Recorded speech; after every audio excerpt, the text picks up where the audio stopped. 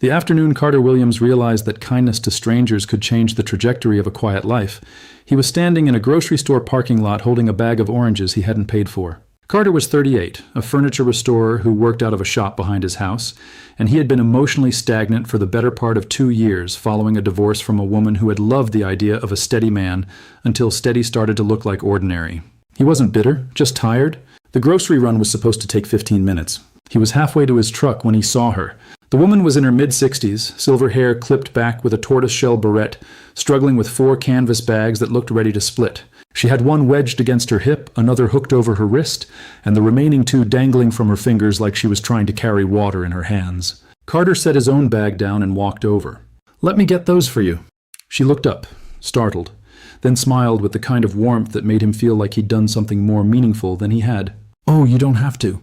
"I know," he said, already lifting 2 of the bags. "But I'm headed this way anyway." Her car was a pale blue sedan parked 3 rows over. She thanked him twice, and when he set the bags in her trunk, she touched his arm lightly. "My daughter won't stop talking about you." Carter blinked. "I'm sorry?" "You helped her last week." She said a man in a gray jacket carried her groceries when her back went out. "I told her she was exaggerating, but here you are." He hadn't remembered the encounter until she said it, and even then it was only a vague impression of someone younger, dark hair, a strained smile. "I didn't catch her name," he admitted. The woman's smile widened. "Emma. She works at the bookstore on Langley." She paused, then added with the kind of mischief that belongs to mothers who meddle well, "She's single, by the way." And Carter drove home with the oranges still sitting in the passenger seat and a strange, unnameable feeling lodged somewhere behind his ribs. He told himself it was nothing. He told himself he wasn't going to the bookstore.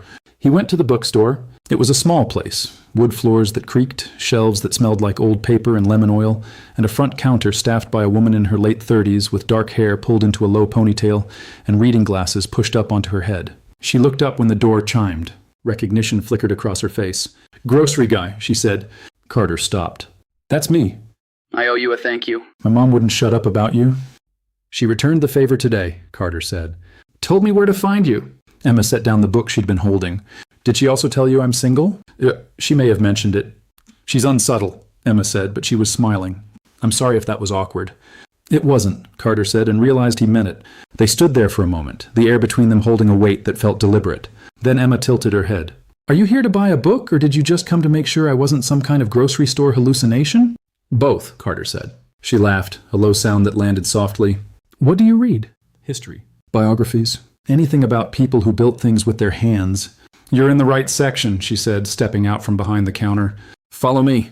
They spent 20 minutes in the back corner of the store, Emma pulling books off shelves and Carter pretending he was paying more attention to the titles than to the way she talked with her hands, gesturing as she explained why one author was better than another. She was sharp, observant, and entirely without performance. When she handed him a book about Japanese joinery, their fingers brushed, and neither of them moved their hands immediately. "This one's good," she said quietly. "I'll take it," Carter said. At the counter, she rang him up and slid the book across with a receipt tucked inside. "If you hate it, you can come back and yell at me." "I won't hate it." "Good," Emma said. Then, after a pause that felt like she was deciding something, she added, "There's a reading next Friday. Local author, 7 o'clock. It's usually just 8 people and free wine, but if you're not doing anything—" Carter met her eyes. "I'll be here." The week passed in a slow hum of sanded wood and furniture frames, and Carter found himself thinking about Emma more than he wanted to admit. When Friday came, he showed up 10 minutes early. The bookstore had been rearranged. Chairs set up in rows facing a small podium, and Emma was near the back pouring wine into plastic cups. She saw him and smiled. "You came?" I said I would." "People say a lot of things," she said, handing him a cup. "But you're here, so I'm revising my opinion of people." The reading was fine. The wine was bad. What mattered was that halfway through, Emma sat down in the chair next to him, close enough that he could smell her perfume, something faint and cedar-like, and when the author read a passage about loneliness, Emma leaned over and whispered, "This is depressing." Carter whispered back, "You picked the book." "I'm regretting it," she said, and her shoulder pressed against his. After the reading ended, most of the small crowd filtered out, but Emma and Carter stayed, talking near the front window while she locked up. She told him about her ex-fiancé, a man named Daniel who had treated her life like a project he could manage, and how she'd left him 6 months ago after realizing she'd stopped recognizing herself. Carter told her about his divorce, about the woman who had wanted adventure until adventure required discomfort. They weren't performing grief. They were just naming it, and somehow that made it lighter. "Do you want to get coffee?" Emma asked. Carter glanced at the darkened street outside. Everything's closed. I have a pour-over at my place, she said. Then, reading his face, she added quickly, I'm not propositioning you. I'm just offering coffee. I know, Carter said.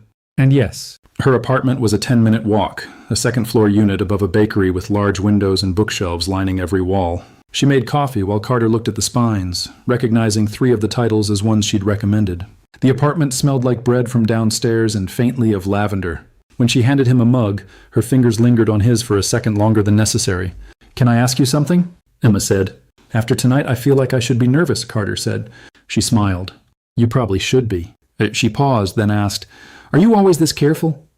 Depends on what I'm trying not to break. Emma set her mug down on the counter. She didn't answer right away. When she looked back, her expression had shifted into something softer, more open. Well, for the record, I'm not made of glass. Carter didn't move. He wanted to, but the instinct to hold still, to let her lead, was stronger. Emma stepped closer. If you want to kiss me, just ask. Can I? Carter said. Yes, she said, and closed the distance herself. The kiss was slow, deliberate, the kind that didn't rush toward anything but instead existed fully in its own moment. When they pulled back, Emma's hands were still on his shoulders, and she was smiling. That was worth the terrible wine, she said. Carter laughed, a sound he hadn't made in weeks. I'll take that as a compliment. They spent the rest of the evening on her couch talking until the early hours, and when Carter finally left, Emma walked him to the door and kissed him again, shorter this time but no less certain. Come back, she said. I will, Carter promised. Over the next 2 months, Carter and Emma fell into a rhythm that felt easy and inevitable. He'd stop by the bookstore after work, and she'd have a new recommendation waiting. They'd have dinner at diners with mismatched chairs and menus that used too many adjectives. They'd walk through the park near her apartment, and Emma would point out dogs she liked, and Carter would listen to her narrate their imagined backstories. It was ordinary in the best possible way. Then Daniel showed up. Carter was at the bookstore waiting for Emma to finish closing when a man in a charcoal suit walked in through the unlocked door. He was tall, polished, the kind of man who looked like he'd never been uncertain about anything in his life. Emma's face went tight. We're closed, Daniel. I know, Daniel said, his voice calm and measured. I wanted to talk. We've talked, Emma said.